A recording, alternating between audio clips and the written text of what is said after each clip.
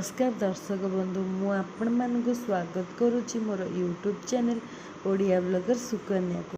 मु सुकन्या आज आपण मानक पई नहीं आसी गोटे नुआ रेसिपी मटर आलू तरकारी। तो बिना पियाज रसुण रे आमे केमिति मटर आलू तरकारी बनैबा ताहले चलंतु जानिबा।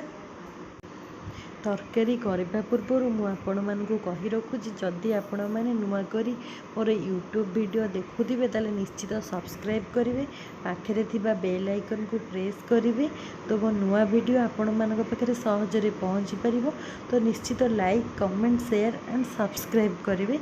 चलतु स्टार्ट करवा आम रोसई। कड़े बसई देती रिफाइन तेल पकई किसी जीरा पकई भुसुआ पत्र आप पकईदे, अदा छेचिकी पकईदे और भलसे एपट सेपट करके फ्राए करने।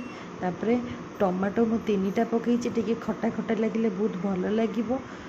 तापर कंचा लंका किसी पकईबे ताको भलसे कषिदेला मटर आप सिझे रखिथे टे भलसे नरम करदे जोटा कि मटर भलसे फिटी जाइथिबो। तापर मटर टी ढाली देवे, आलू पकई आलू को काटिकी पीस पीस करके पकईदे ताको भलसे एपट सेपट करदे। तो टिके मोर पानी जेहेतु मटर रे सुखी जाइतिला, पानी लेवल बिल्कुल भी नथिला, तो मो पुणी थरे पानी टिके गरम करिकी टिके गरम पानी आपण पकईदे जोटा कि मटर आपणकर सिझी जाइए। तो ठंडा पानी पकईबेनी अधिक सिझीजिव।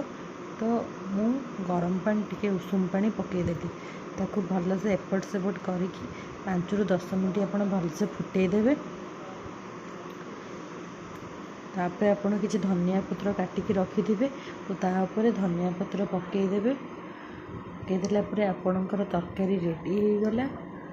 जदि आपण मैंने इंस्टाग्राम एंड फेसबुक रे फॉलो करने को चाहूँगी तो मु डिस्क्रिप्शन बॉक्स रे डिटेल्स बा लिंक दे देइछि, आपण मैंने फॉलो करें।